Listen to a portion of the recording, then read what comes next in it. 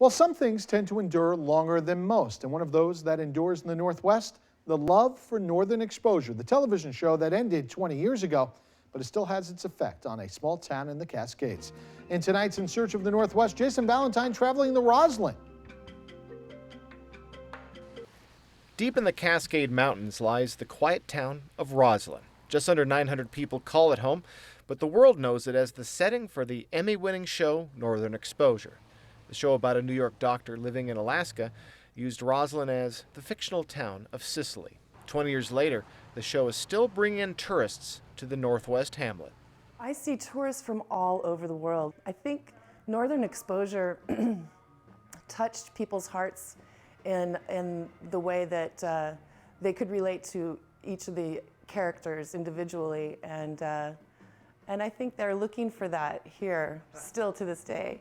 Some evidence still remains of the show. Dr. Fleischman's sign is still there, part of a building that is now a gift shop. Also, the street-side radio booth where Chris in the Morning did his broadcast. But there is much more to Roslyn than its 15 minutes of Hollywood fame. It sprung forth in the 1880s due to coal mining. A memorial stands there today. You know, some people like to glamorize our town, and that's fine, but it was also a tough way of life here. The Roslyn Cemetery, part of the National Registry of Historic Places, has 26 separate sections illustrating the diversity of people drawn to the area for work. It's all part of the fabric of Roslyn. I'm Jason Valentine for your local ABC, and next week I'll showcase the centerpiece of Roslyn, the Brick Saloon, on In Search of the Northwest. Thank you, Jason. If you know of a unique site in the Northwest, let Jason know. It could be featured on a future In Search of edition.